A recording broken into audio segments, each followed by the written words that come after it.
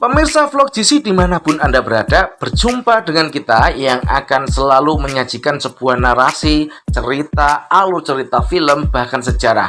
Tentu saja pada kali ini kita akan mengangkat sebuah peradaban Mesir kuno yang sudah terkenal di seantero zaman. Peradaban Mesir kuno adalah peradaban kuno di sebelah timur laut benua Afrika yang berpusat di daerah hilir Sungai Nil, yakni kawasan yang kini menjadi wilayah negara Mesir. Peradaban ini dimulai dengan unifikasi Mesir hulu dan hilir sekitar 3150 sebelum Masehi dan selanjutnya berkembang selama kurang lebih 3 milenium. Sejarahnya mengalir melalui periode kerajaan-kerajaan yang stabil, masing-masing diantarai oleh periode ketidakstabilan yang dikenal sebagai periode menengah. Peradaban Mesir kuno mencapai puncak kejayaannya pada masa kerajaan baru. Selanjutnya, peradaban ini mulai mengalami kemunduran.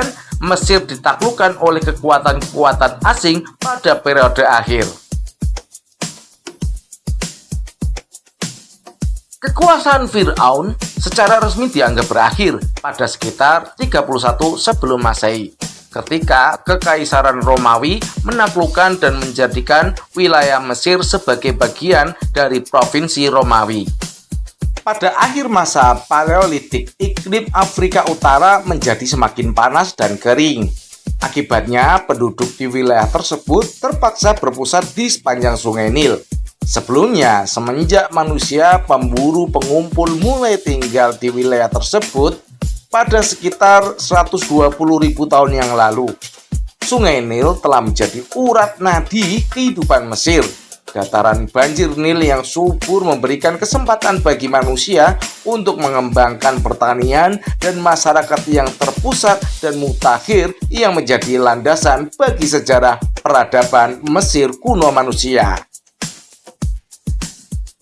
Periode dinasti awal peradaban Mesir kuno ditandai oleh seorang pendeta Mesir pada abad ketiga sebelum Masehi.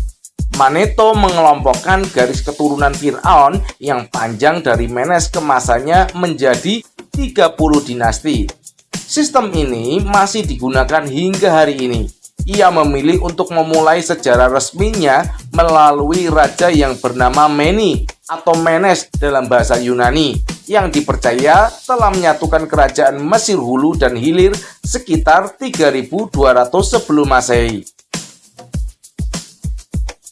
Pada periode dinasti awal sekitar 3150 sebelum Masehi, Fir'aun pertama memperkuat kekuasaan mereka terhadap Mesir hilir dengan mendirikan ibu kota di Memphis. Dengan ini, Fir'aun dapat mengawasi pekerja, pertanian, dan jalur perdagangan ke Levan yang penting dan menguntungkan. Peningkatan kekuasaan dan kekayaan Fir'aun pada periode dinasti awal ini dilambangkan melalui mastaba ataupun makam yang rumit dan struktur-struktur kultus kamar mayat di Abydos yang digunakan untuk merayakan didewakannya Fir'aun setelah kematiannya. Institusi kerajaan yang kuat dikembangkan oleh Fir'aun untuk mengesahkan kekuasaan negara atas tanah, pekerja, dan sumber daya alam yang penting bagi pertumbuhan peradaban Mesir kuno. Pada masa kerajaan lama Mesir kuno, kemajuan dalam bidang arsitektur, seni, dan teknologi dibuat pada masa kerajaan lama. Kemajuan ini didorong oleh meningkatnya produktivitas pertanian yang dimungkinkan karena pemerintahan pusat dibina dengan baik di bawah pengarahan wazir. Pejabat-pejabat negara mengumpulkan pajak, mengatur proyek irigasi untuk meningkatkan hasil panen. Dengan sumber daya surplus yang ada karena ekonomi yang produktif dan stabil, negara mampu membiayai pembangunan proyek-proyek kolosal dan menugaskan pembuatan karya-karya seni istimewa. Pada akhir periode kerajaan lama, 5 abad berlangsungnya praktek-praktek feodal pelan-pelan mengikis kekuatan ekonomi Fir'aun. Fir'aun tak lagi mampu membiayai pemerintahan terpusat yang besar.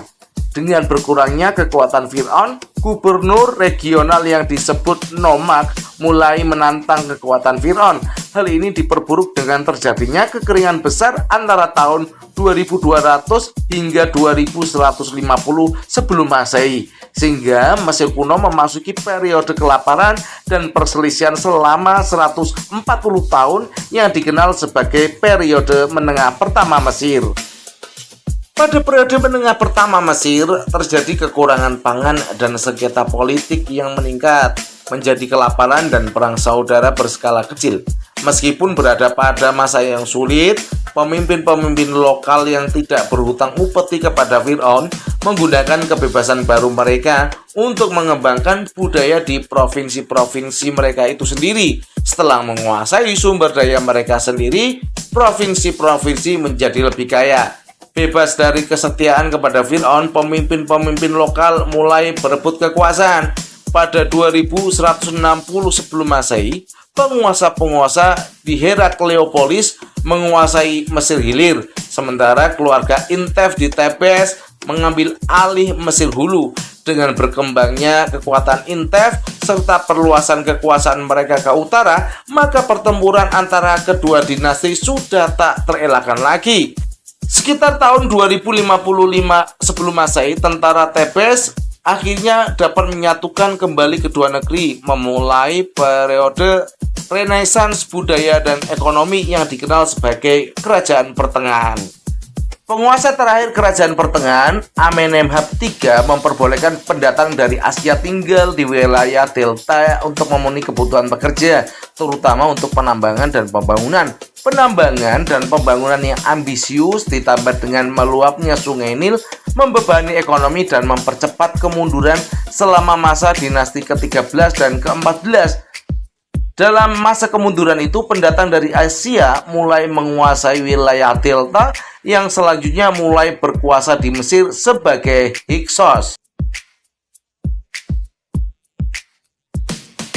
Pada periode menengah kedua, sekitar tahun 1650 sebelum Masehi, seiring dengan melemahnya kekuatan Fir'aun, Kerajaan Pertengahan, imigran Asia yang tinggal di kota Avaris mengambil alih kekuasaan dan memaksa pemerintah pusat mundur di Tebes. Di sana, Fir'aun diperlakukan sebagai vassal dan diminta untuk membayar upeti. Fir'aun Skenenretau II dan Kamose berhasil mengalahkan orang-orang Nubia ataupun orang asing tersebut. Selanjutnya, pada periode kerajaan baru, kekuatan militer menjadi prioritas utama Fir'aun agar dapat memperluas perbatasan Mesir dan menancapkan kekuasaan atas wilayah timur dekat. Pada era kerajaan baru, Fir'aun kerajaan baru berhasil membawa kesejahteraan yang tak tertandingi sebelumnya. Perbatasan diamankan dan hubungan diplomatik dengan negara-negara tetangga diperkuat. Kampanye militer yang dikorbankan untuk Tutmosis I dan cucunya Tutmosis III memperluas pengaruh Fir'aun ke Suria dan Nubia, memperkuat kesetiaan dan membuka jalur impor komoditas yang penting bagi perunggu dan kayu. Sekitar tahun 1350 sebelum Masehi, stabilitas kerajaan baru terancam ketika Amenhotep IV naik tahta dan melakukan reformasi yang radikal dan kacau. Ia mengubah namanya menjadi Akhenaten. Akhenaten memuja dewa matahari Aten sebagai dewa tertinggi. Ia lalu menekan pemujaan dewa-dewa lain.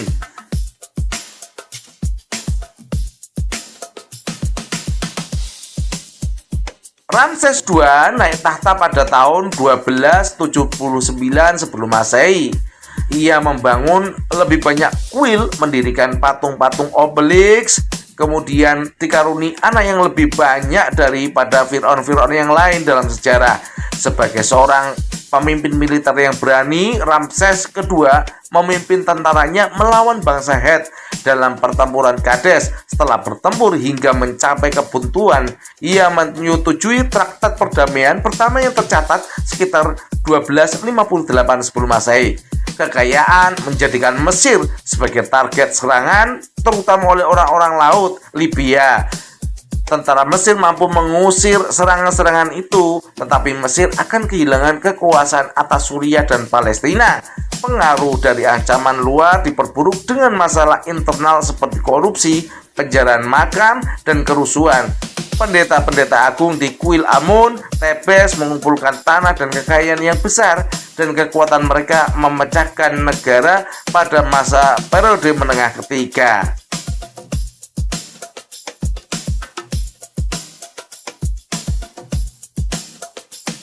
Pada periode akhir peradaban Mesir ini, dengan tiadanya rencana pendudukan permanen, bangsa Asiria menyerahkan kekuasaan Mesir kepada vassal-vassal yang dikenal sebagai Raja Sais dari dinasti ke-26. Pada tahun 653 sebelum Masehi, Raja Sais Samtik I berhasil mengusir bangsa Asiria dengan bantuan tentara bayaran Yunani yang direkrut untuk membentuk angkatan laut pertama Mesir. Selanjutnya, pengaruh Yunani meluas dengan cepat. Kota Nokratis menjadi tempat tinggal orang-orang Yunani di delta. Di bawah Raja-Raja Sais, Mesir mengalami kebangkitan singkat ekonomi dan budaya. Sayangnya, pada tahun 525 sebelum Masehi, bangsa Persia yang dipimpin oleh Kambises II memulai penaklukan terhadap Mesir. Mereka berhasil menangkap Fir'aun Samtik III dalam pertempuran di Pelusium. Kambises II lalu mengambil alih gelar Fir'aun. Ia berkuasa dari kota Susa. Dan menyerahkan Mesir kepada seorang satrapi. Pemberontakan meletus pada abad ke-5 sebelum Masehi. Tetapi tidak ada satupun yang berhasil mengusir bangsa Persia secara permanen. Kemudian dinasti Ptolemeus. Pada tahun 332 sebelum Masehi, Alexander yang Agung menaklukkan Mesir dengan sedikit perlawanan dari bangsa Persia. Pemerintahan yang didirikan oleh penerus Alexander dibuat berdasarkan sistem Mesir dengan ibu kota di Iskandaria. Kota tersebut menunjukkan kekuatan dan martabat kekuasaan Yunani dan menjadi pusat pembelajaran dan budaya yang berpusat di perpustakaan Iskandaria. Mercusuar Iskandaria membantu navigasi kapal-kapal yang berdagang di kota tersebut, terutama setelah penguasa dinasti Ptolemeus memberdayakan perdagangan dan usaha-usaha seperti produksi papirus. Dan pada akhirnya Mesir jatuh pada dominasi Romawi. Mesir menjadi provinsi kekaisaran Romawi pada 30 sebelum Masehi, setelah Augustus berhasil mengalahkan Mark Antony dan Ratu Cleopatra VII dalam pertempuran Actium.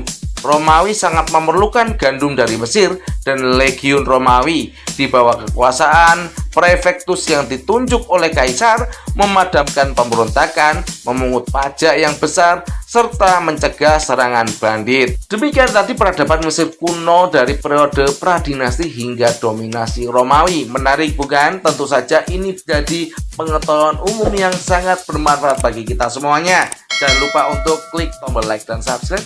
Kita akan berjumpa pada alur cerita film ataupun kisah sejarah yang lain pada masa yang akan datang. Wassalamualaikum warahmatullahi wabarakatuh.